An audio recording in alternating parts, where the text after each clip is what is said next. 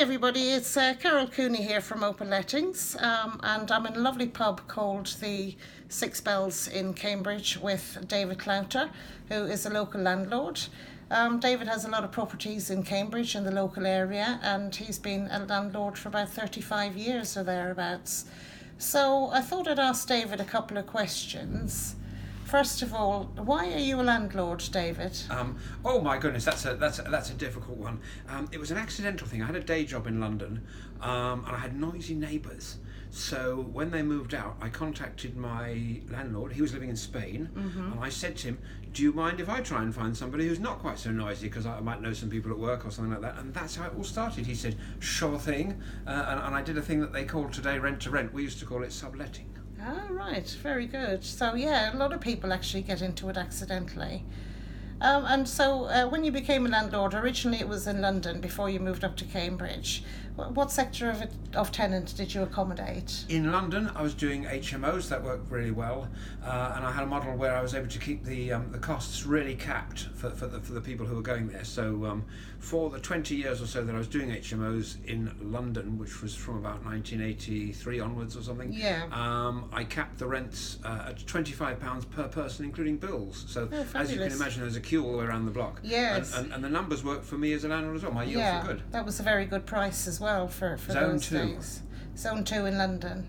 Would that have been North London? That was North London. North London, yeah. The best side. Yeah, and over the next few years, really, even few months as well, there's a lot of new legislation coming in for landlords. A lot of changes in the laws with regard to tenants, etc. How do you feel in general about the changes to legislation? Well, I think it's for many years the residential letting system has been a bit casual, and people just sort of drop the keys to somebody and then they take money and write it in the rent book and other thing. That's changing. It's become, for better or for worse, it's becoming an institutional type thing.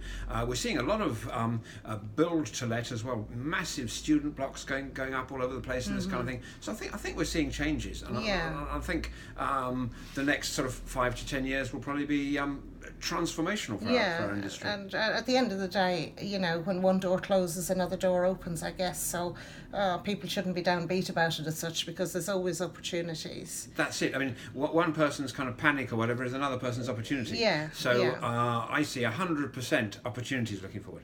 Brilliant. And can you give a prediction on how house prices will perform over the next couple of years? As you know, I do a talk about this. That's true. That's why I asked you. Let's say that we may be in line for a bit of a correction over the next sort of 2 to 3 years, but this will create massive buying opportunities for people coming into the sector, and even for those of us who are in the sector already, we'll probably go out there and buy a few more. And how do you feel about the first-time buyers? On the most recent budget, Mr. Hammond has scrapped the stamp duty if the property is up to and including £300,000. It means first-time buyers don't have to pay the stamp duty. Do you think that's any benefit to them? I appreciate his sentiment, but I think it's a little drop in a very big ocean.